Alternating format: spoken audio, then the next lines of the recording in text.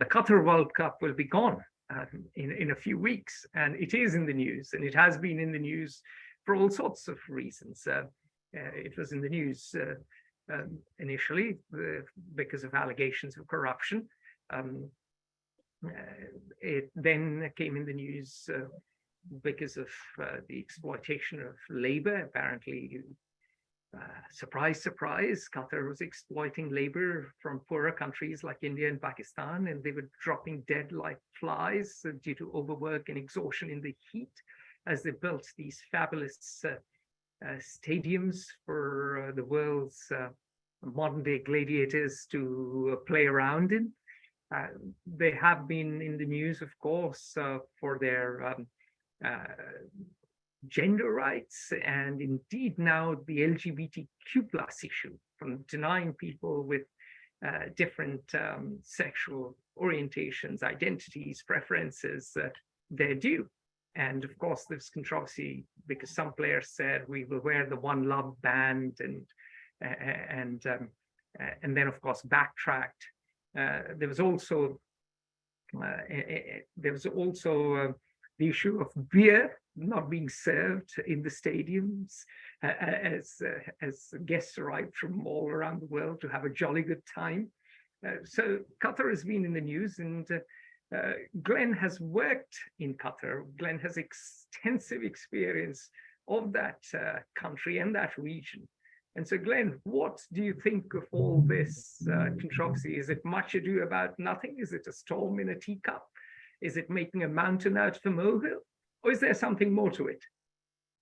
All of every possible answer is the correct one, depending on our perspective in this regard. Qatar is a society whose traditional values are antithetical to almost everything that are mine. I mean, clearly, I'm a Western individualist and secular humanist, and so what has been Qatari society and culture is not the way I would choose to organize society.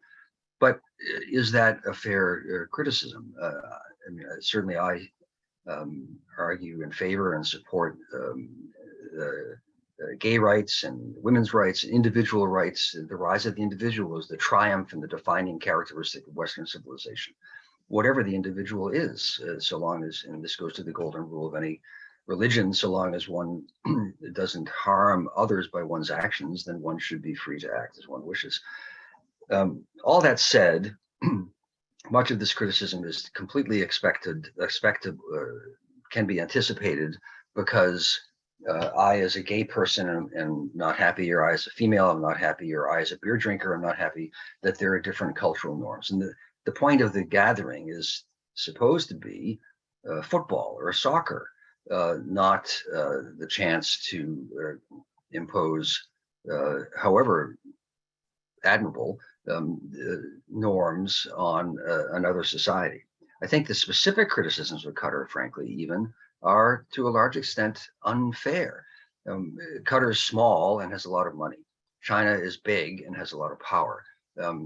Did China deserve to have the World Cup several years ago more than? They never had the World Cup. They had the Olympics. The Olympics, rather. Yeah. Sorry, the Olympics than Qatar,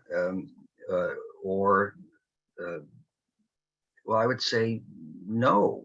But they did, and no one dared to say as much. Russia, the last World Cup was in Russia. There you go. Well, Russia's a better example. Of democracy and human rights. Yes. So,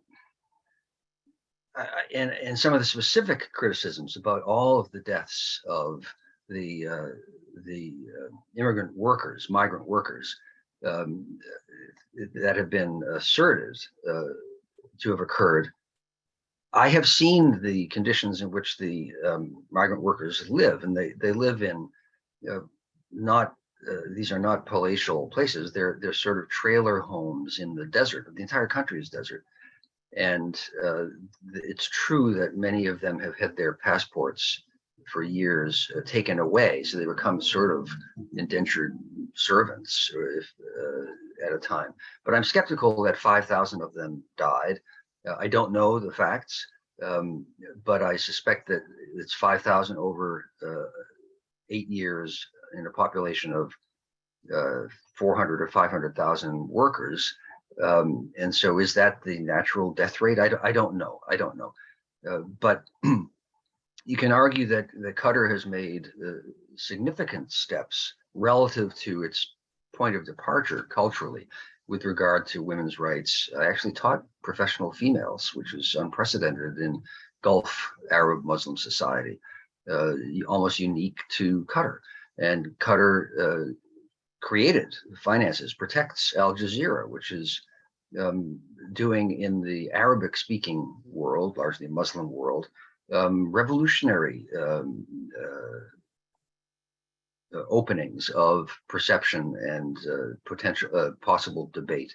So I think a lot of the criticisms are ones that I support personally as social ideals, political objectives, and needs, but are perhaps actually unfair criticisms with regard to holding a series of football games. Yeah. I mean, Piers Morgan, who's not exactly the most intellectual of people, but he's a sharp chap and has major influence on discourse, popular discourse, in particular on football. He's a self-proclaimed football fan. Now, he was in the news for interviewing Cristiano Ronaldo, but whilst doing his program, he said, well, you can criticize Qatar for having homosexuality as an illegal, and in fact, a capital offense, not just as an illegal act. But he said, then who are we? We launched an illegal war in Iraq. And where are we going to draw the line? Can America host the World Cup? Because someone may not like the fact that in America people can carry guns. And so if we take this moral code, then the challenge is that where do you draw the line?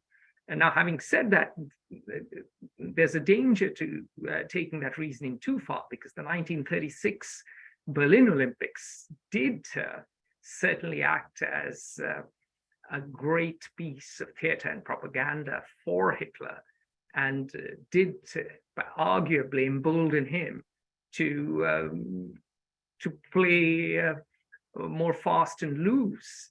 And it was part of this entire policy of appeasement. In fact, most people forget, and there are two things people should check out on our website. One is a timeline of World War II, wherein we point out in pictures that the English football team gave a Nazi salute. It's very conveniently forgotten these days, but that did happen. And of course, the other thing people should read is Ellis Cashmore's Tour de Force. He's one of our finest authors, and his Tour de Force, which basically is titled "Qatar Will Change the World Cup Forever." And his argument is, look, the World Cup is no longer about football. We are now, or humanity is intractably divided, culturally, politically, and religiously.